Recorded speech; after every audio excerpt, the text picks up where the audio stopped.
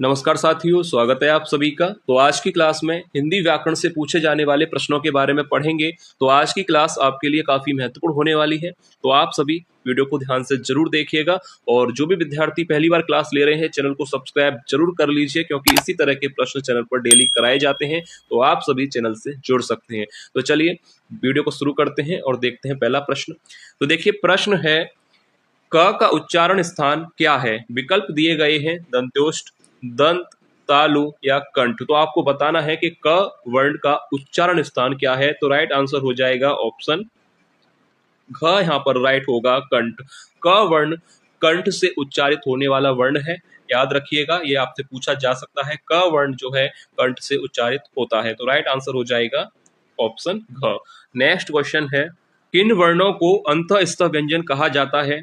तो right answer यहाँ पर क्या होगा कि किन वर्णों को अंतःस्थ व्यंजन कहा जाता है। तो राइट आंसर हो जाएगा विकल्प यहाँ पर डी सही होगा, य, र, ल और व। याद रखिए, ये प्रश्न बनता है कि अंतःस्थ व्यंजन कहे जाते हैं य, र, ल और व। ये चारों ही व्यंजन अंतःस्थ व्यंजन कहलाते हैं। ये प्रश्न बन सकता है और इनकी संख्या होती है 4। नेक्स्ट क्वेश्चन है, किन वर्णों को अर्ध स्वर कहा जाता है?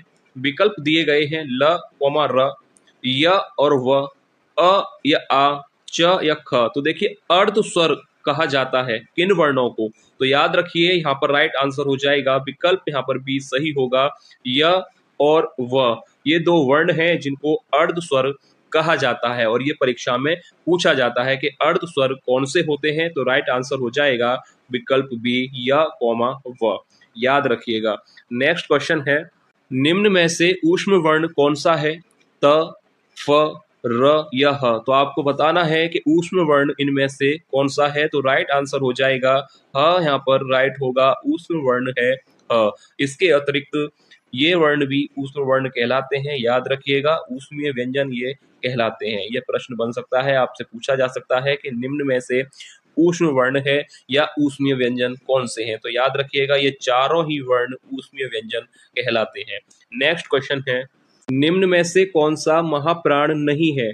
विकल्प दिए गए हैं श, स, ख या प। तो आपको बताना है कि इन चारों में से महाप्राण वर्ण नहीं है। तो राइट आंसर हो जाएगा ऑप्शन डी, प। यहाँ पर महाप्राण वर्ण नहीं है, यह अल्प प्राण वर्ण है, यानी अल्प प्राण व्यंजन कहलाता है। और स, श और ख ये तीनों ही महाप्राण व्यंजन है। ठीक है, क्लियर है आपको? नेक्स्ट क्वेश्चन है, ज्ञ को वर्णमाला में माना जाता है द्विगुण व्यंजन, संयुक्त व्यंजन, स्वर या व्यंजन। तो देखिए, ज्ञ को वर्णमाला में स्थान दिया गया है संयुक्त व्यंजन के अंतर्गत। तो ऑप्शन बी यहाँ पर राइट आंसर हो जाएगा। ये प्रश्न पूछा जाता है कि ज्ञ को वर्णमाला में स्थान दिया गया है संयुक्त व्यंजन के अंतर्गत। ठीक है, ऑप्शन बी राइट आंसर हो जाएगा। नेक्स्ट क्वेश्चन है, निम्न में से किस शब्द की वर्तनी शुद्ध है? विकल्प दिए गए हैं आगामी, आगामी, आगामी या आगमी। तो राइट आंसर क्या होगा? वर्तनी शुद्ध है, विकल्प सी यहाँ पर राइट हो जाएगा आगामी। ठीक है, याद रखिए, तीनों ही गलत हैं। यहाँ पर आगामी शुद्ध वर्तनी वाला शब्द है, ये पूछा गया था, इसलिए मैंने आपको ये कराया है। आगामी शुद्ध वर्तनी का शब्द है। नेक्स्ट क्वेश्चन है, निम्नलिखित में से कौन सा तत्सम शब्द है? आंख, ईंट, आंसू या आम्र। तो राइट आंसर क्या हो जाएगा? निम्न में से कौन सा शब्द तत्सम है? तो राइट आंसर होगा विकल्प यहाँ पर डी राइट हो जाएगा आम्र। याद रखिएगा, आंख, ईंट और आंसू ये तीनों ही तद्भव शब्द हैं, तत्सम यहाँ पर होगा डी। नेक्स्ट क्वेश्चन है, योग रूढ़ शब्द किसे कहा जाता है? विकल्प दिए गए हैं सामान्य अर्थ रखते हो ऐसे शब्द, या खंड सार्थक नहीं होते हो, या सामान्य अर्थ को छोड़ विशेष अर्थ देते हो, या निरर्थक शब्द होते हैं। तो देखिए, योग रूढ़ शब्द किसे कहा जाता है कि ऐसे शब्द जो सामान्य अर्थ को छोड़ विशेष अर्थ प्रदान करते हैं, उन शब्दों को योग रूढ़ शब्द कहा जाता है। तो विकल्प सी यहाँ पर बिल्कुल राइट आंसर हो जाएगा। नेक्स्ट क्वेश्चन है, अनुकरण किस प्रकार का शब्द है? तद्भव, तत्सम, देशज या विदेशज। तो देखिए, अनुकरण किस प्रकार का शब्द है? तो राइट आंसर हो जाएगा विकल्प बी, यह एक तत्सम शब्द है, ना कि तद्भव। याद रखिए, अनुकरण किस प्रकार का शब्द है? यह एक तत्सम शब्द है। नेक्स्ट क्वेश्चन है, हिंदी व्याकरण में संज्ञा के कितने भेद हैं?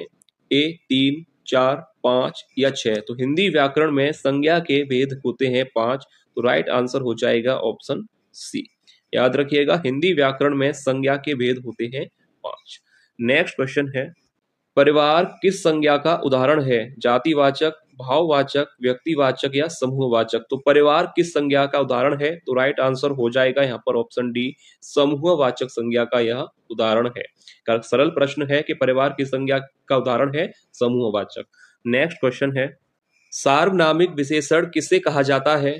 विकल्प दिए गए हैं कि जो शब्द संज्ञा के पहले आते हैं, या जो शब्द संज्ञा के बाद आते हैं, या जो शब्द सर्वनाम के बाद आते हैं, या यह शब्द वाक्य में नहीं आते। तो सार्वनामिक विशेषण आपने पढ़ा होगा, तो जो शब्द संज्ञा के पहले आते हैं सार्वनामिक विशेषण कहलाते हैं। तो राइट आंसर यहाँ पर हो जाएगा, पहला ही विकल्प सही होगा कि जो शब्द संज्ञा के पहले आते हैं सार्वनामिक विशेषण कहलाते हैं। यह प्रश्न, यह परिभाषा आपसे 4 नंबर के लिए पूछी जा सकती है, तो एक बार अच्छी तरह से देख लीजिएगा कि सार्वनामिक विशेषण वो होते हैं जो शब्द संज्ञा के पहले आते हैं, सार्वनामिक विशेषण कहलाते हैं। नेक्स्ट क्वेश्चन है, किस वाक्य में क्रिया भूतकाल में नहीं है?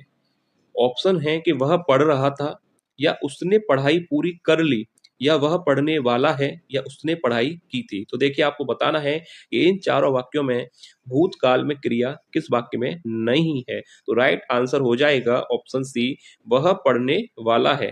तो यह यहाँ पर यह प्रश्न जो है वर्तमान काल में है कि वह पढ़ने वाला है, यह क्रिया यहाँ पर भूतकाल में नहीं है। तो विकल्प सी यहाँ पर बिल्कुल राइट आंसर हो जाएगा। नेक्स्ट क्वेश्चन है, निम्न में से कौन यड़ संधि का शब्द नहीं है? अत्याचार, स्वागत, तथैव या अत्यधिक? तो देखिए, यहाँ पर आपसे पूछा गया है कि यड़ संधि का शब्द नहीं है, तो राइट आंसर हो जाएगा विकल्प सी, तथैव। तथैव जो है यड़ संधि का शब्द नहीं है, क्योंकि इसका अगर संधि विच्छेद किया जाए तो देखिए तथैव का संधि विच्छेद होगा तथा प्लस एव, यह इसका संधि विच्छेद होगा। और यह जो नियम है वह आता है वृद्धि संधि के अंतर्गत, ना कि यड़ संधि के। क्यों? क्योंकि अ और ए मिलकर बनता है, इस वजह से यह जो शब्द है वह यड़ संधि का नहीं है। बाकी अत्याचार, स्वागत और अत्यधिक के तीनों ही शब्द यड़ संधि के हैं। तथैव यड़ संधि का नहीं है, यह वृद्धि संधि का उदाहरण है या वृद्धि संधि का शब्द है। ठीक है, क्योंकि यह जो नियम है वह है वृद्धि संधि का, ना कि यड़ संधि का। तो राइट आंसर यहाँ पर सी हो जाएगा। क्लियर है आपको? नेक्स्ट क्वेश्चन देखते हैं, वृक्ष से पत्ते गिरते हैं, इस वाक्य में कारक है अधिकरण, कर्म, करण या अपादान? तो देखिए, वृक्ष से पत्ते गिरते हैं, यह जो वाक्य है काफी बार परीक्षा में पूछा जाता है कि इसमें कारक कौन सा है, अधिकरण कारक है या कर्म कारक, करण कारक है या अपादान? तो देखिए, वृक्ष से पत्ते गिरते हैं, यहाँ पर जहां पर अलगाव की स्थिति हो वहां पर अपादान कारक होता है। यहाँ पर ऑप्शन डी राइट हो जाएगा, क्योंकि वृक्ष से पत्ते गिरते हैं, अलगाव की स्थिति है, तो ऑप्शन डी राइट होगा, अपादान कारक यहाँ पर राइट आंसर हो जाएगा। नेक्स्ट, और ये एक बार याद रखिएगा, ये पूछा जाता है परीक्षा में और इसका आंसर अच्छी तरह से देख लीजिएगा कि अपादान कारक होगा। नेक्स्ट क्वेश्चन है, इस समास का पहला पद विशेषण तथा दूसरा पद विशेष से होता है, वह कौन सा समास होता है? अव्ययी भाव, द्वंद्व समास, कर्मधारय या तत्पुरुष? तो देखिए, जिस समास का पहला पद विशेषण तथा दूसरा पद विशेष से होता है वहां पर कर्मधारय समास होता है। ऑप्शन सी राइट आंसर हो जाएगा। परीक्षा के लिए इंपोर्टेंट परिभाषा है, ये पूछा आपसे जा सकता है कि जिस समास का पहला पद विशेषण तथा दूसरा पद विशेष से हो वहां पर कर्मधारय समास होता है। नेक्स्ट क्वेश्चन है, नदी का पर्यायवाची शब्द कौन सा नहीं है? वाहिनी, शैलजा, शैवालिनी या सहचरी?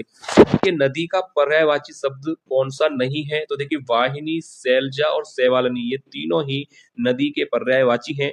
सहचरी यहाँ पर राइट आंसर हो जाएगा, यह नदी का पर्यायवाची शब्द नहीं है। ठीक है, याद रखिए, नदी के पर्यायवाची शब्द हैं वाहिनी, शैलजा और शैवालिनी। सहचरी यहाँ पर राइट आंसर होगा, क्योंकि यह नदी का पर्यायवाची शब्द नहीं है।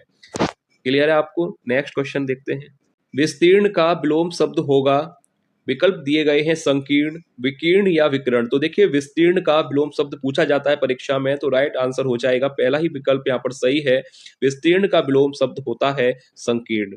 ठीक है, क्लियर है आपको? विस्तीर्ण का विलोम होगा संकीर्ण। नेक्स्ट क्वेश्चन है, जिस पर आक्रमण ना किया गया हो के लिए एक शब्द क्या होगा? जिस पर आक्रमण ना किया गया हो के लिए एक शब्द होगा निरापद, अजय, स्वतंत्र या अनाक्रांत? तो देखिए जिस पर आक्रमण ना किया गया हो के लिए एक शब्द होता है अनाक्रांत। ऑप्शन डी राइट आंसर हो जाएगा। अनाक्रांत का मतलब है कि जिस पर आक्रमण ना किया गया हो।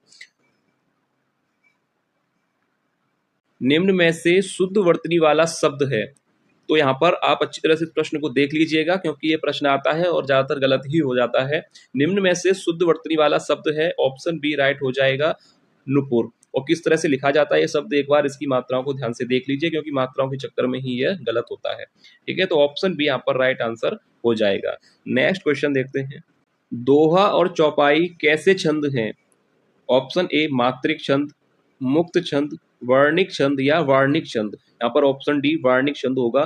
तो आपसे पूछा गया है कि दोहा और चौपाई किस प्रकार के छंद हैं, तो राइट आंसर हो जाएगा ऑप्शन ए मात्रिक छंद। ऑप्शन पहला यहाँ पर सही होगा कि दोहा और चौपाई किस प्रकार के छंद हैं, यह मात्रिक छंद है। ठीक है, याद रखिए। नेक्स्ट क्वेश्चन है, वैदेही वनवास पुस्तक के लेखक कौन है? मैथिली शरण गुप्त, जयशंकर प्रसाद, अयोध्या सिंह हरिऔध या सुमित्रा नंदन पंत। तो देखिए वैदेही वनवास, ये भी परीक्षा में यह रचना काफी बार पूछा जाता है कि वैदेही वनवास के लेखक कौन है। तो राइट आंसर याद रखिए अयोध्या सिंह उपाध्याय हरिऔध की यह रचना है वैदेही वनवास। नेक्स्ट क्वेश्चन है, साकेत के लेखक कौन है? मैथिली शरण गुप्त, जयशंकर प्रसाद, अयोध्या सिंह हरिऔध या सुमित्रा नंदन पंत। तो राइट आंसर हो जाएगा कि साकेत रचना के लेखक हैं मैथिली शरण गुप्त की यह रचना है साकेत। नेक्स्ट क्वेश्चन है, युगवाणी किस प्रसिद्ध कवि का काव्य संग्रह है? मैथिली शरण गुप्त, जयशंकर प्रसाद, अयोध्या सिंह हरिऔध या सुमित्रा नंदन पंत। तो देखिए युगवाणी किस प्रसिद्ध कवि का काव्य संग्रह है, तो राइट आंसर हो जाएगा ऑप्शन डी सुमित्रा नंदन पंत की यह रचना है। और परीक्षा के लिए महत्वपूर्ण प्रश्न भी, युगवाणी आपसे पूछा जाए तो राइट आंसर होगा सुमित्रा नंदन पंत की यह रचना है। नेक्स्ट क्वेश्चन है, जीने के लिए उपन्यास के लेखक कौन हैं? रामचंद्र शुक्ल, जयशंकर प्रसाद, यशपाल या राहुल सांकृत्यायन। तो देखिए जीने के लिए उपन्यास किसने लिखा है, तो राइट आंसर हो जाएगा ऑप्शन डी राहुल सांकृत्यायन का यह उपन्यास है जीने के लिए। नेक्स्ट क्वेश्चन है, निम्न में से कौन सा शब्द स्त्रीलिंग है? ऑप्शन ए दही, मोती, किताब और तेल। तो यह वीडियो का लास्ट प्रश्न है और एक टेस्ट प्रश्न के तौर पे आपको दिया जा रहा है, यानी इसका आंसर आप लोगों को बताना है कि निम्न में से कौन सा शब्द स्त्रीलिंग है, दही, मोती, किताब और तेल। तो जो भी राइट आंसर है आप लोग कमेंट करके बताइएगा कि स्त्रीलिंग शब्द इनमें से कौन सा है। तो चलिए मिलेंगे नेक्स्ट क्लास में ऐसे और महत्वपूर्ण प्रश्नों के साथ। तब तक के लिए धन्यवाद।